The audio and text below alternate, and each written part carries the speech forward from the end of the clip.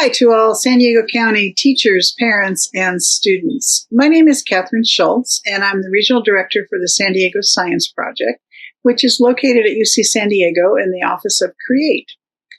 And I'm coming to you from my very windy backyard, and I wanted to talk a little bit about science and how we can bring science into sheltered-in-place situations. I'm sheltered in place as well. So I thought that I would try it out and see if there was something around my house that I could use to engage my children. And I thought bubbles is the perfect thing. Kids play with bubbles all the time, but do they know the science of it? Or do they know, do they have questions about it? Do they wonder about bubbles? So I decided to make a bubble solution, which I did not have. So I had to find a recipe for it. And what I did was I took a half a cup of corn syrup, which is a stabilizer, so it just makes the bubbles last longer and a little bit bigger. And then I put a half a cup of Dawn dishwashing liquid. You can use whatever dishwashing liquid you have. This is just one of the ones that is proven to be good bubble stuff. And then I just put 2.5 cups of water in there, and I just stirred it all up, and that's my bubble solution. Okay, make sure you stir it. Well, then I needed wands, and I didn't have any.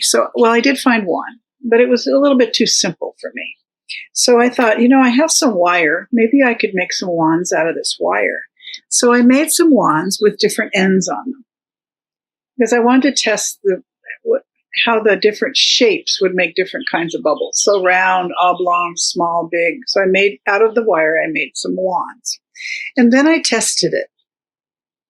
So I put the wand down in the bubble solution.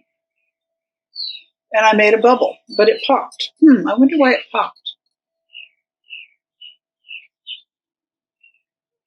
There goes one.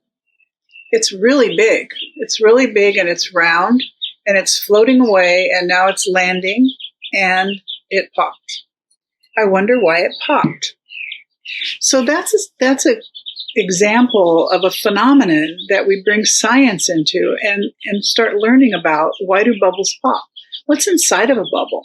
So as you're sitting blowing bubbles with your students or your children, ask those questions. Why did the bubble fly away? I did one bubble just a minute ago and it went up and then it came down and then it went up again and it didn't pop. I wonder why. I wonder if I can make a double bubble. I wonder how high a bubble flies before it does pop. So all these questions lead to wonderings with kids. And to take it the step further, the older kids might want to research the answers to these questions. What's inside of a bubble? So they may want to do some research or ask their teacher or just learn more about bubbles and the science of bubbles. Then I thought, because that's the science in me, I'm always wondering, could I make a giant bubble? So I put together this bubble wand, string and 2 straws. I poured some bubble solution into my bucket, and then I laid the bubble wand down in there. Then I pulled it out, and I practiced with it. I'm not going to tell you what happened. I'd like you to try this and see what happens when you make a giant wand.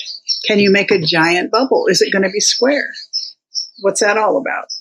So during this time, this is such a fun time to be at home with kids. Yes, I know it can be challenging, but you can do bubbles with all age groups and think about that. That's a wonderful phenomenon to get kids to wonder about that.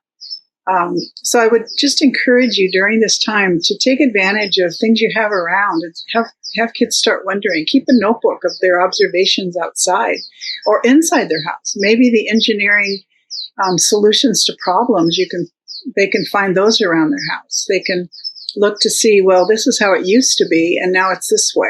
I never had computers as I was growing up. Now we have computers. So somebody had to think of that. And we want to encourage that thinking in students and in children. And so I would encourage you to take advantage of this time and dive into science and try some of these fun things around the house that you might have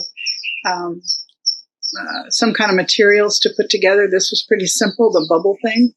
And so I just want you to try that out and keep encouraging your kids to wonder about their world. Good luck and have fun.